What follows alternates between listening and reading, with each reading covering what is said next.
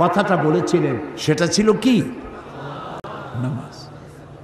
ইন্তেকালের 5 দিন আগে প্রচন্ড জ্বর হলো, মাথায় যন্ত্রণা হলো, বারবার বেহুশ হয়ে পড়েন।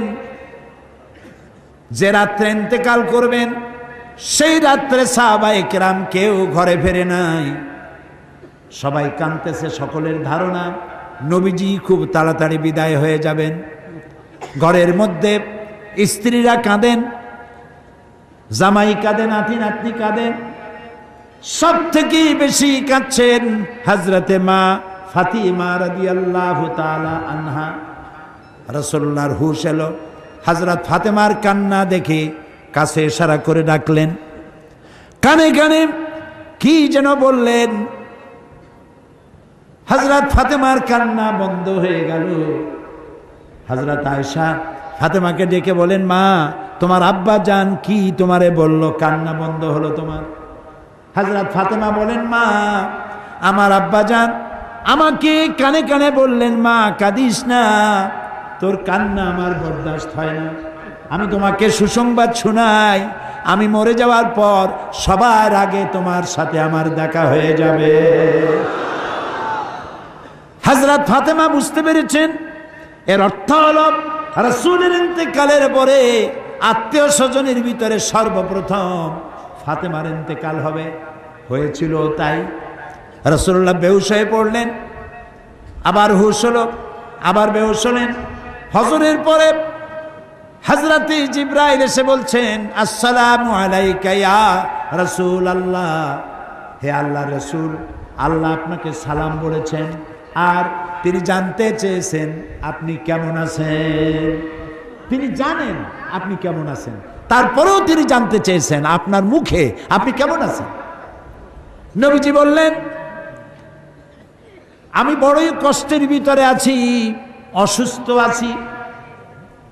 হযরতে জিবরাইল বলছেন, ইয়া রাসূলুল্লাহ, একজন নতুন ফেরেশতা এসেছে আজ আমার সাথে, যে ফেরেশতা কোনো মানুষের কাছে আসার জন্য অনুমতি কোনোদিন চায় নাই আর কোনোদিন চাবেও না, শুধু আপনার অনুমতি চায় আপনার কাছে আসার জন্য। সে ফেরেশতার নাম মালাকুল মউত। হযরতে মালাকুল মউত রাসূলের অনুমতি নিয়ে রাসূলের জাসাদ মুবারকের কাছে এসে সালাম পেশ করলেন। বললেন, ইয়া রাসূলুল্লাহ, আদম আলাইহিস সালাম থেকে নিয়ে শুরু করে এই পর্যন্ত আমি যত মানুষের জান কবজ করেছি আর কিয়ামত পর্যন্ত যত মানুষের জান কবজ করব, কারো কাছে অনুমতি চাই নাই, অনুমতি চাওয়াও আমার লাগবে না। কিন্তু আজকে আসার সময় আল্লাহ রাব্বুল আলামিন আমাকে বলেছেন আমি যেন আপনার অনুমতি চাই। রাসূলুল্লাহ বললেন, মালাকুল মউত, আমি যদি তোমাকে অনুমতি না দেই? হযরতে মালাকুল মউত বলেন, ইয়া রাসূলুল্লাহ, আল্লাহ তাআলা বলেছেন অনুমতি যদি না পাও ফিরে এসো। আল্লাহু আকবার, আল্লাহু আকবার। হযরতে জিবরাইল বলেন, ইয়া রাসূলুল্লাহ, আল্লাহ রাব্বুল আলামিন আপনার সঙ্গে দিদারের ইন্তজার করতেছেন। নবী বললেন, মালাকুল মউত, তুমি তোমার কাজ শুরু করতে পারো। মালাকুল মউত যখন জান কবজ করতে যাবে, রাসূলুল্লাহ বললেন, আয়েশা একটু কাছে আসো। ওই যে সোনা ছিল কয়েক টুকরা, সোনাগুলোর খবর কি?